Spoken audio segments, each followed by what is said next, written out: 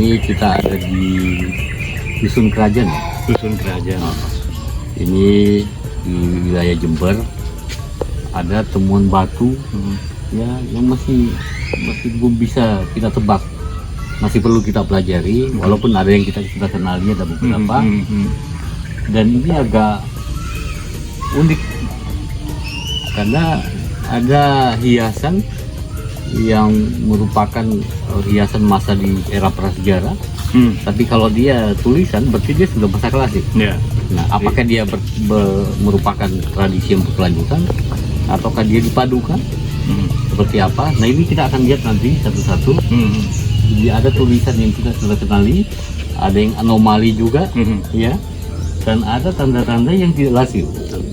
Ada juga bentuk huruf yang tidak sesuai pakem.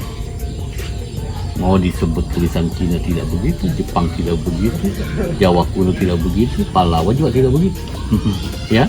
Nah, ini nanti tetap kita akan bahas itu, kita akan pelajari dulu, sambil mencari referensi yang lebih kuat, sehingga kita bisa menyampaikan informasi yang benar kepada masyarakat.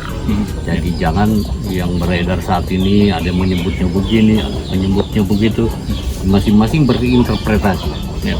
Hal itu boleh-boleh saja, tapi ya kita sebagai instansi yang berwenang dalam pelestarian cagar budaya itu harus memberikan informasi yang benar pada masyarakat.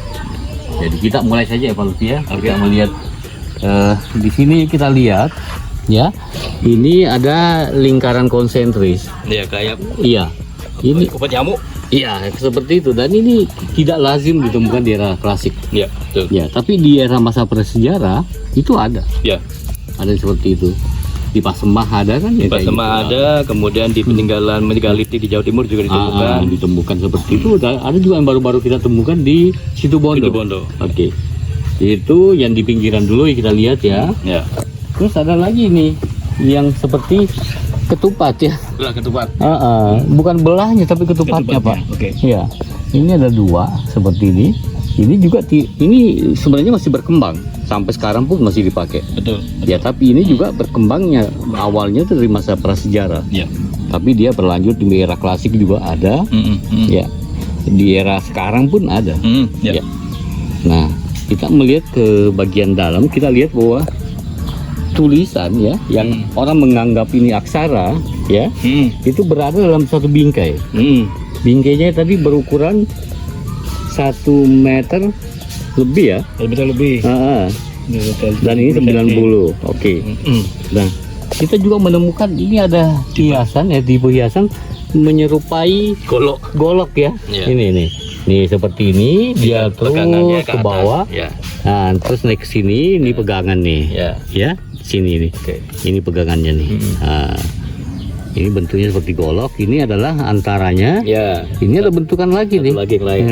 Golok yang lain, tapi ini ada lagi melintang begini, jadi serba membingungkan ya. Betul. Mungkin Pak Lutfi bisa memberikan gambaran tentang apa inskripsi yang ada di sini. Yang diduga apa ya? Ada yang menyerupai sama yang anomali. Oke, silakan Pak. Nah, sebelum itu saya teruskan terkait dengan bingkainya Pak Said. Jadi bingkai segi 4 ini juga pernah didapatkan pada batu bertulis dari Pasru Jambe. Pasru Jambe ya? Ya, Lumajang. Oke. Jadi ada batu lempeng batu yang juga pada bagian permukaannya terdapat bingkai seperti ini.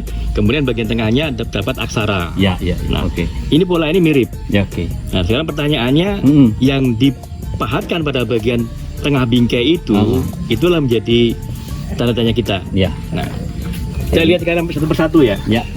Ini ada, kalau dihitung dari arah sini, ada 7 baris Pak. Baris 1, baris 2, baris 3, baris 4, baris 5, baris 6. 7-nya kita ulangi. Ini 2 nih. 1, 2, 3, 4, 5, 6, 7. Benar. Ya, 7 baris ya. Nah, yang jadi tanda tanya pertama adalah posisi atas dan bawahnya itu. Nah, kalau sekarang kita perhatikan, nah, ini yang lihatnya di sini ada beberapa goresan aksara yang kita bisa kenali. Kemudian ada banyak yang unik atau anomali. Ada yang merupakan bagian-bagian yang bisa dihubungkan dengan aksara yang kita kenal sekarang. Nah, misalnya ini pada baris ke-6 ini ada goresan yang sangat jelas sekali. Seperti ini, berhenti di sini. Kalau kita menggunakan pola aksara Jawa kuno, ini bisa diterima. Ini satu aksara. Kemudian di sebelahnya ini anomali karena didahului dengan dot atau titik di atas ini yang biasanya merupakan bunyi sengau. Kalau untuk Jawa kuno ataupun Palawa, ini Jawa kuno sengau. Tapi di sini bentuk aksaranya aneh. Nah, ini aneh, tidak lazim pada pola-pola aksara yang kita dikenal. Ini jadi satu contoh ini aksaranya jelas, satu lagi ini anomali. Kemudian di sisi lain ini juga contoh aksara yang bisa dikenali bentuk begini. Nah, dengan 3 kaki ini. Kalau cara hadapnya begini, ini bagian bawah, ini bagian atas, maka ini bisa masuk pada tipe aksara Jawa kuno atau Palawa yang terkait dengan bunyi K. Tapi kalau dibalik cara bacanya, ini bagian atas, ini bagian bawah, bacanya begini, ini berbunyi ya. Jadi beda. Nah, ini juga contoh aksara yang anomali karena bentuknya begini, kemudian bawahnya ada seperti ekor belakang. Seperti gambar ikan ini, Pak. Gambar ikan, Kemudian ukurannya juga tidak sama dengan yang di sebelahnya. Ini juga contoh aksara yang tidak lazim. Artinya kalau bentuk begini seperti huruf U modern ya, ini bisa diterima tanpa adanya dot di tengah. Ini bisa berbunyi pa. Tapi ketika ada dot di tengah, ini menjadi anomali. Nah, huruf yang berbentuk ini, Pak, itu ada beberapa di tempat ini. Ini kita melihat 1, ini 2, 3. Ada 3. Itu sama semua tuh. Betul. Ini juga aksara di sini, ini juga ukurannya. Kalau secara keseluruhan sama dengan sebelahnya, tapi ini mengalami juga hal yang unik. Seperti huruf Yankee, Pak. Tidak ada ekor di bawahnya. Ini juga demikian. Jadi informasi yang bisa disampaikan sekarang terkait dengan model aksaranya, itu ada yang kita bisa kenali dengan mudah, ada yang menimbulkan tanda tanya. Untuk sementara itu, Pak Said. Nah, kita lihat yang lebih detail lagi ya, Pak. Nah, setelah tadi Pak Lutfi bisa menunjukkan berbagai jenis aksara yang ada yang bisa diidentifikasi dan aksara yang di luar pakem. Jadi, apakah dengan melihat aksara yang ada di sini, kita bisa memberi atau untuk sementara menyebutnya bahwa ini aksara apa gitu? Apakah Palawa, apakah Jawa kuno atau ada yang lain? Karena persentase yang bisa kita kenali itu pada posisi minimal, Pak. Jadi menurut saya belum bisa ya? Belum bisa. Kecuali aksara yang kita kenali dengan mudah itu merupakan bagian besar, kita bisa ambil kesimpulannya. Tapi karena yang kita kenali dengan baik itu hanya beberapa, dan bahkan sebagian besar itu merupakan anomali dari aksara yang kita kenal, maka ini membutuhkan waktu. Nah, kalau yang kita kenali ya, itu dikenal sebagai aksara apa, Pak? Apakah dia Jawa kuno atau yang lain? Untuk tadi yang sudah saya tunjukkan, baik yang di sini maupun di sini, ini memang aksara yang lebih cenderung ke Jawa kuno. Jadi tidak ada indikasi untuk ke aksara yang lebih tua, Palawa misalnya, tidak bisa masuk ke sana, karena pola membuat goresannya atau pahatannya berbeda sekali. Jadi ya sekedar informasi buat viewer kita, karena sudah ada yang beredar di masyarakat yang sudah menjustifikasi bahwa ini aksara tertentu, tapi dari pengamatan kita itu belum bisa kita anggap seperti itu. Betul. Masih perlu dilakukan kajian lebih mendalam lagi. Nah, yang unik di sini adanya titik-titik itu, Pak. Betul. itu rapi membuat titiknya. Ya, seperti ini. Kemudian itu ini, ada 6 atau 7. Ini. Ya. Ada beberapa ini juga titiknya. Pertanyaan saya, apakah tanda ini itu digunakan dalam penulisan Jawa kuno? Untuk menghadirkan titik dalam konteks aksara Jawa kuno itu memang biasa, lazim. Dia merupakan wakil dari bunyi sengau. Tapi persoalannya adalah tempat atau bagaimana dia ditempatkan pada baris itu. Seperti ini, Pak. Ini ada bentuk begini, seperti apa ya? Huruf U ya. Itu ya. Kemudian titiknya di tengah-tengah. Ini tidak lazim. Tidak lazim. Kalau tidak ada titiknya, apa bunyinya? Kalau tidak ada titiknya ini pa. Pa. Tapi karena titiknya menjadi aneh. Termasuk ini ada pa. Kalau ini pa ya. 1, 2, 3. Ini bahkan lebih fatal karena selain titik bawahnya ada garis lagi di bawahnya. Nah, ini ada lagi yang juga menggunakan titik, tapi titiknya di sini. Ini juga tidak lazim. Juga, Pak. Ya, ini tidak lazim. Kalau ini pa, ya, kalau dia terbalik bacanya apa? Ga. Dan ga dengan titik di tengah tidak ada. Tidak ada juga. Tidak ada. Baik dalam aksara Jawa kuno, Palawa, Palawa tua, Palawa muda tidak ada. Jadi ini anomali. Nah, setelah kita melihat ya bahwa ada berbagai goresan yang kita tidak bisa mengenalinya sehingga kita bisa menyebutnya anomali ya, anomali dari aksara yang kita kenal saat ini ya. Tapi siapa tahu dia merupakan aksara lain, bisa seperti itu kan? Ada kemungkinan ya, hanya kita belum tahu.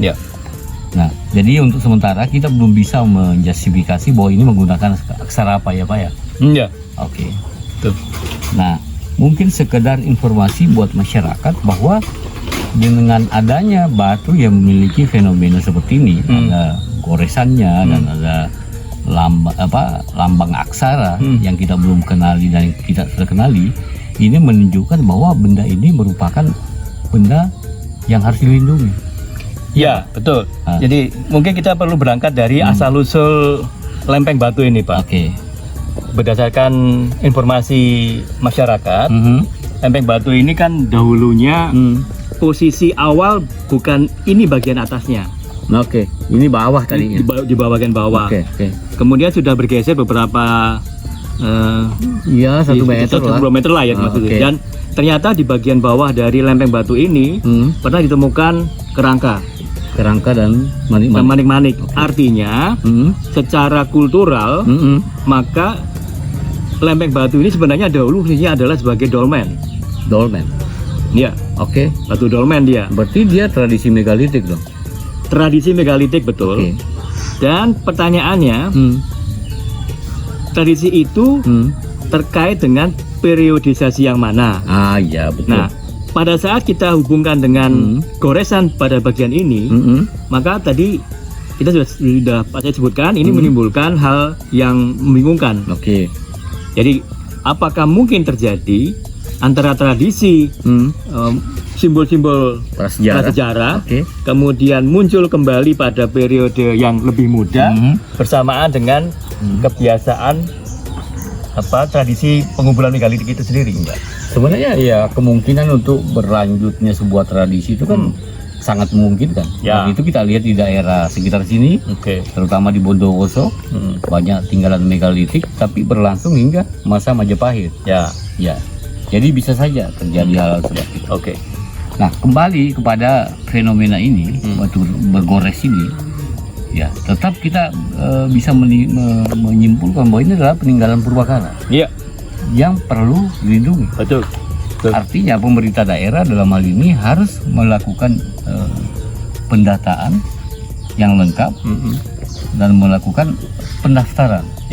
Ditetapkan nanti dengan SK Bupati untuk menetapkan dia cagar budaya atau bukan. Nah, selain itu yang perlu dilakukan segera adalah melakukan orientasi di sekitar. Melakukan survei permukaan di sekitarnya. Apakah ada temuan-temuan lain yang terkonteks dengan ini? Karena menurut informasi dari masyarakat bahwa di sekitar sini ada batu juga yang dikenal sebagai batu jeding. Jaraknya sekitar 100 meter dari sini. Terus ada lagi ya katanya tangga Tangga batu. Tangga batu. Oke. Itu perlu diidentifikasi sehingga kita bisa melihat keterkaitan antara sebagai suatu kawasan. Iya. Nah, kalau mendengar informasi yang disebutkan oleh masyarakat tadi itu ya sepertinya dia mewakili masa itu tradisi megalitik yang berlanjut. Tapi apakah seperti itu kita masih perlu melihatnya, Pak. Ya, betul. Ya tidak boleh hanya mendengar. Ya. Tapi kita harus melihat sendiri. Ya. Jadi saya rasa itu ya Pak Lutfi yang kita bisa sampaikan terkait dengan fenomena batu bertulis yang ada di wilayah Jember ini, dan kita tahu bahwa di media sosial itu sudah menyebar ya sampai ke luar negeri pun orang sudah membuat review tentang batu bertulis ini. Banyak pendapat tentang batu ini walaupun mereka belum pernah lihat, tapi sudah berani memastikan. Mungkin hal ini yang perlu kita hati-hati agar masyarakat tidak mudah menerima informasi begitu saja. Ya. Jadi Pak Lutfi setelah ini harus belajar, Pak. Bagaimana mempelajari ini sehingga kita bisa menyampaikan informasi yang benar kepada masyarakat. Oke Pak Lutfi, jadi demikianlah yang kita bisa sampaikan Sementara. Ya, untuk sementara ini berdasarkan pengamatan singkat yang kita lakukan terhadap batu bertulis atau berinskripsi yang ada di dusun kerajaan ini dari Jember. Mudah-mudahan kita ada waktu dan kesempatan untuk melakukan kajian lebih dalam lagi, di samping mengkaji aksaranya juga mengkaji tinggal-tinggalan yang ada di sekitar sini. Betul. Ya. Saya rasa itu yang kami dapat sampaikan. Mudah-mudahan bisa menjadi informasi yang menyebar di tengah-tengah masyarakat sehingga masyarakat bisa memahami ini batu apa sih sebenarnya. Saya rasa itu. Saya akhiri. Assalamualaikum warahmatullahi wabarakatuh. Waalaikumsalam warahmatullahi wabarakatuh.